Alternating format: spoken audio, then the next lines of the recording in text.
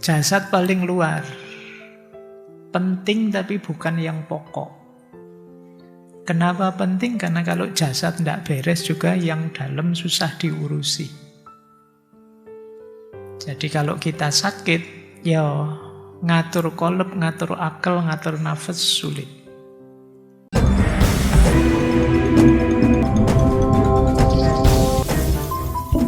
Jadi ini teori tentang lapisan diri kita manusia.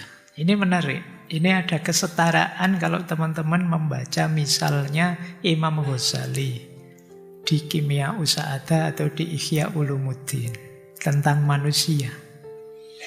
Jadi dalam filsafat Jawa, manusia itu makhluk yang punya 5 dimensi, punya 5 lapisan. Jadi ada rogo, lapisan fisik, dalam bahasa Arabnya jasad. Ada roso, aspek rasa, batin. Itu kalau di Imam Ghazali alatnya namanya kolb, kalbu, roso. Nanti ada cipto, tentang kesadaran dan pikiran. Ini alatnya namanya akal. Nanti ada karso, kehendak, berhubungan dengan nafas. Dan yang terakhir ada sukmo, sisi jiwa paling dalam. Kalau dalam bahasa Arab istilahnya ruh. Ya, ini kalau diurutkan ini sebenarnya lapis 3. Yang paling luar jasad, yang tengah itu kolep, akal, dan nafas sejajar, dan yang paling dalam ruh. Kalau jasad, ya tubuh fisik ini, materi ini. Jadi wadah kita ini. Tangan, kaki, mata, telinga, dan lain sebagainya. Ini jasad. Jasad paling luar. Penting tapi bukan yang pokok. Kenapa penting? Karena kalau jasad tidak beres juga yang dalam susah diurusi. Jadi kalau kita sakit, ya ngatur kolep, ngatur akal, ngatur nafas sulit. Maka dia ini media, dia ini sarana, dia ini wadah, tapi harus beres. Jangan dikira wadah itu tidak penting. Kopi sebelah saya ini, kalau tidak ada wadahnya, tidak bisa diminum. Karena ada wadahnya, maka sekarang bisa diminum. Jadi gelasnya penting ternyata. Tidak hanya kopinya, jangan dikira, Pak ada gelasnya, tidak ada kopinya juga buat apa? Tapi ada kopinya, tidak ada gelasnya, tidak akan nyampe ke sini. Bismillah ya, kita buktikan.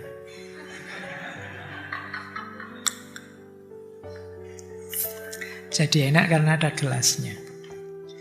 Allah cuma wadah saja, Allah cuma rogo saja. Tapi ya rogo penting.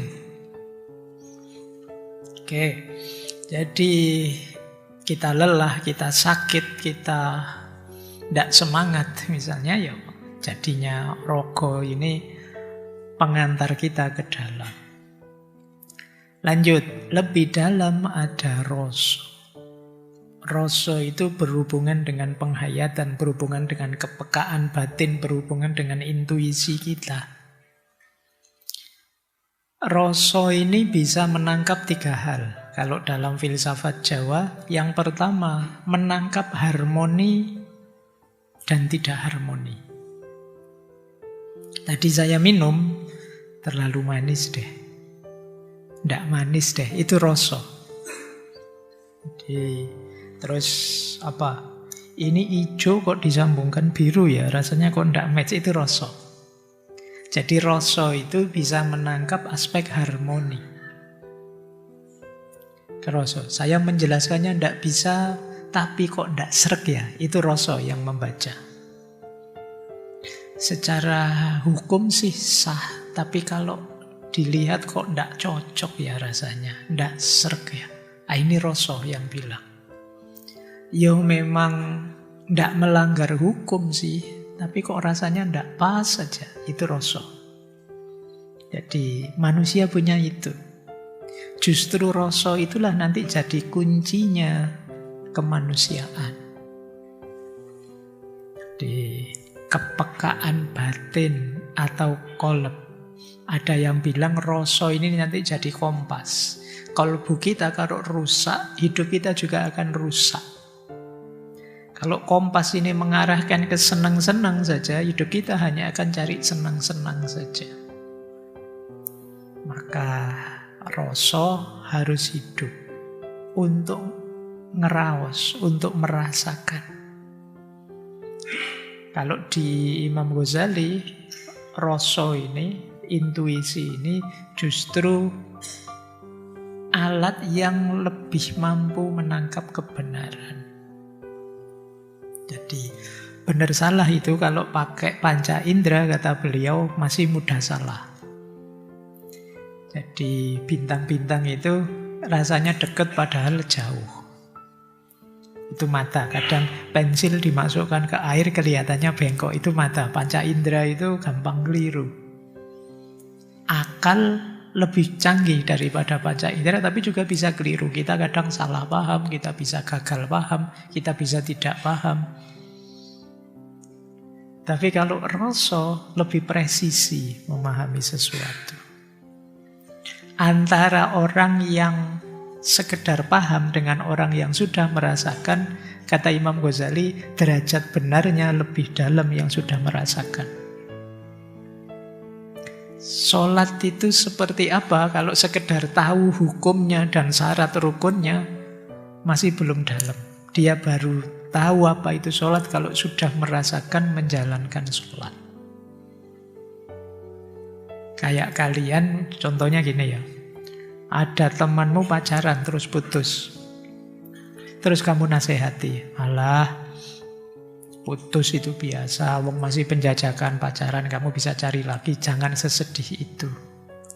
Kalimat seperti ini, kalau keluar dari orang yang memang pernah menghayati, pernah pacaran, tahu rasanya pacaran, dengan yang tidak pernah, level validitasnya beda.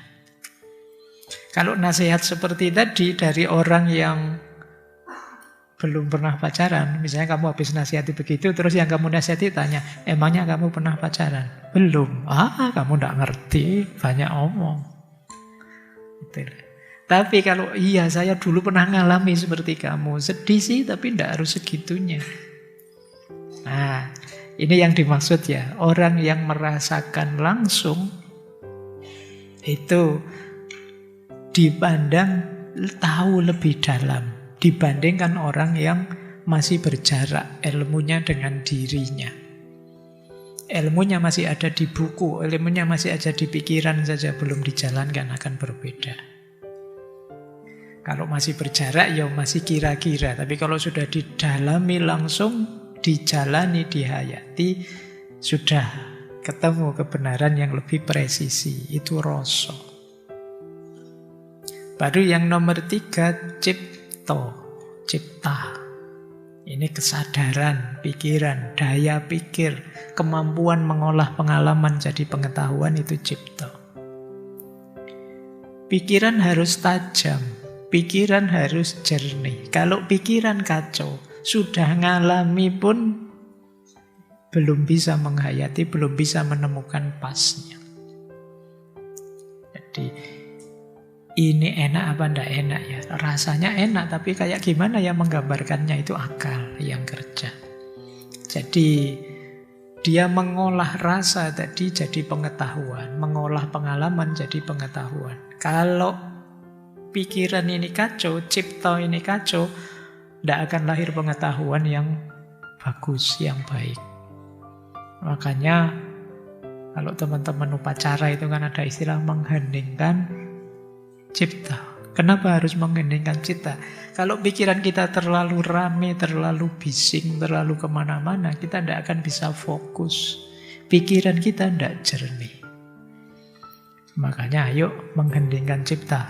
Nah, kalau kita pacarkan gitu, mengheningkan cipta, mulai, terus nyanyi. Cuma ya ketika nyanyi mungkin fokusnya berbeda. Padahal maksudnya mengheningkan cipta itu, ayo benar-benar kita hening. Sadari diri sebentar, tajamkan pikiran, jangan kemana-mana. Jadi itu cipto, sisi diri kita, lapis ketiga. Kemudian ada karso, kehendak, nafas, daya dorong, kemauan, keinginan. Jangan dikira ini tidak penting. Tidak ada keinginan, tidak ada karso, dunia ini mandek. Setinggi apapun ilmu, tapi kalau tidak punya keinginan apa-apa, ya dunia tidak akan berputar. Ini yang menggerakkan tindakan kita, pilihan kita. Dalam karsolah nanti kita pertemukan cipto, rasa, dan rogo. Jadi kita wujudkan dalam keseharian. Kalau cipto itu seperti lampunya, karso itu seperti langkahnya. Jadi kehendak atau nafas, istilahnya karso. Dan nanti yang paling dalam sukmo. Sukmo itu roh.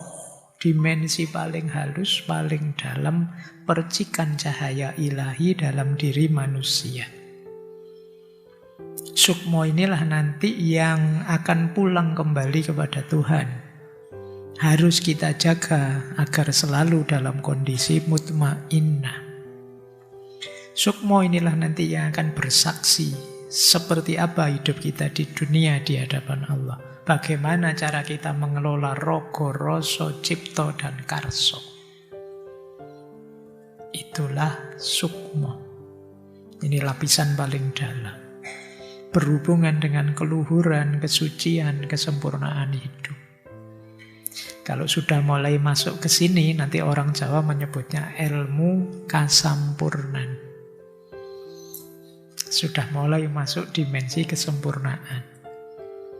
Kalau di Jawa itu kan ilmu ada levelingnya.